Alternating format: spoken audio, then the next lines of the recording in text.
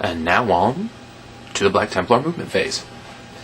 So these guys who had passed the entanglement unfortunately only rolled a 2 in their difficult terrain test, so they're moving forward. A couple of them will have the ability to shoot at your land raider. Moved over the dreadnought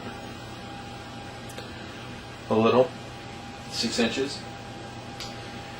Move the rhino from that there over here, and it's pop smoke. Move the predator annihilator to this side. Jump pack marines jumped over here. They're about to fire on and then assault. Hopefully, if they can roll well against this group. The chaplain-led assault team is going to be hopefully placing melta bombs on the predator destructor tank. I guess that's it for the Black Templar movement. So let's get right down to it. I realize I haven't been applying the hold down rule appropriately. When a tank is obscured, it only gets a glancing if you roll a 4+, and I haven't been applying that rule. So kind of at this point of the game, I have 2 things I can do. I can either strictly state that if 50% or more of the vehicle is obscured, then it gets hold down, period, since that's what I've been doing thus far. Or I can now move back over to doing hold down rule correctly. I'm going to let you guys decide that, since I'm not going to be firing on any of your vehicles that are going to be classified as hold down at this point. Yeah, I don't think I will be. So you guys go ahead and make the call, and we'll just play it out however you want. Because of the mix-up on the hold-down rule again, for this tactical squad firing at your land speeder, only the lead guy and the chaplain has it so that 6 inches they can see through the forest and see the entire model. So I'm only going to use those 2 for firing at this point. The chaplain is actually going to be throwing a Holy Orb of Antioch, and the front guy is going to be firing with a bolt pistol. Both hit. Now, the way that the Holy Orb of Antioch works is that I could put it anywhere on top of the model, and we're using the inside small glass template.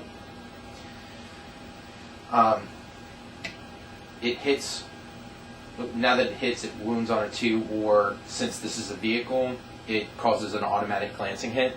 So we'll go ahead and resolve that first. That's a 6, so it's destroyed. I'm not going to bother with the other shot. Alright, now let's go over to this area, and the 5 assault marines here are going to fire on your remaining 2 tactical marines, and only 1 hit. Scores a wound. The tactical marine can get a 3+ armor save. He rolls a 4. He's absolutely fine. So they've done nothing in their shooting phase against this squad. This assault squad can't even affect the front armor of the Predator Destructor, so we're going to hold on that and deal the assault later. My Predator Annihilator is going to be firing on your squad here, so your assault squad in the ruins. So twin-linked las cannon scores a 6, wounds on a 2, rolls a 3. Since they're in cover, they'll get the cover save of 4+. They rolled a 1, so there's 1 assault marine that's down.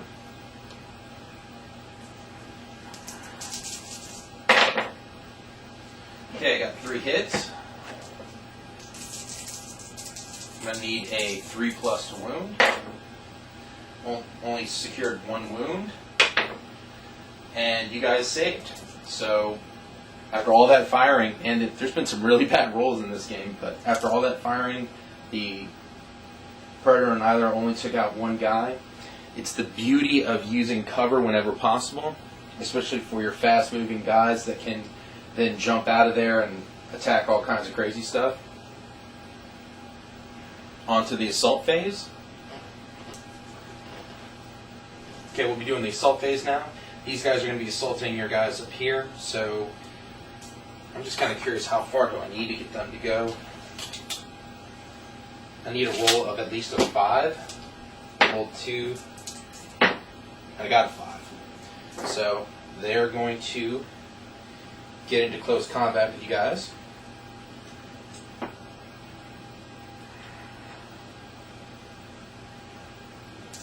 Now, since my assault marines have frag grenades, but you guys are in cover, effectively the assault occurs at the same time.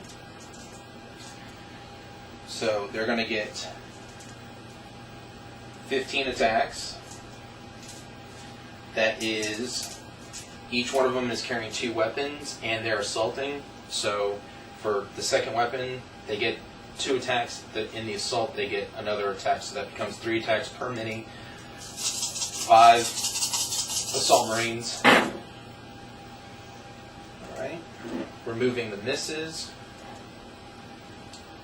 Now, usually for Space Marine to fight another Space Marine, you need a 4 to hit.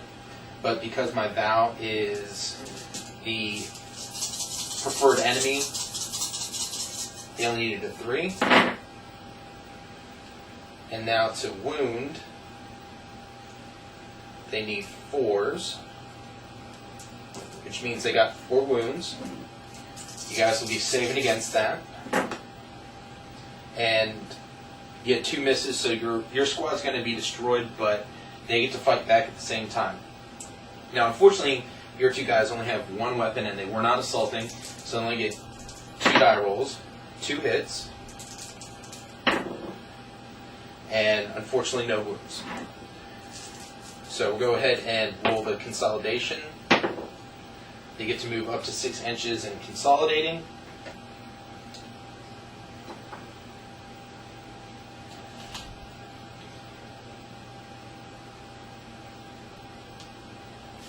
And they're just going to move to the opposite end.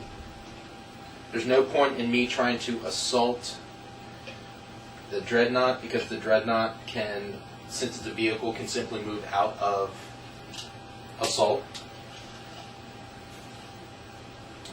Now we're going to go ahead and assault these guys against your Predator Destructor. Since some of them have to cross ruins, I got to roll the difficult terrain test on these guys.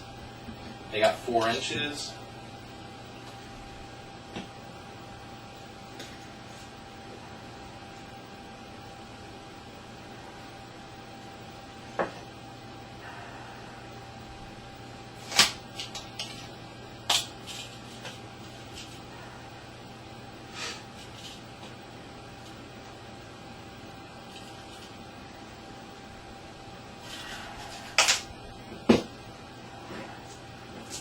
Now they're going to be planting melta bombs. I believe they have to be in base-to-base contact, and if someone knows the rules whether or not I can use 2 inches back, please let me know. But I'm going to make the assumption that only the 5 guys that are in base-to-base contact can actually plant melta bombs. Since your vehicle moved previously, I have to roll to hit first. So now I have litanies of hate, so but only 3 guys get to place melta bombs. First guy,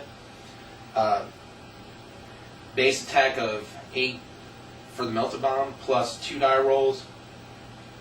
That's a penetrating hit. Second penetrating hit, and a glancing hit. So we'll go ahead and roll the penetrating hits first. The first one is a 4, which I believe is vehicle immobilized. Let me check.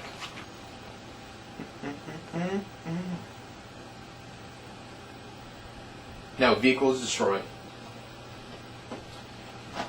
Just curious what the other ones are. Another vehicle destroyed, and the glancing was a crew stunned. So after the vehicle's been destroyed twice, there's crew stunned.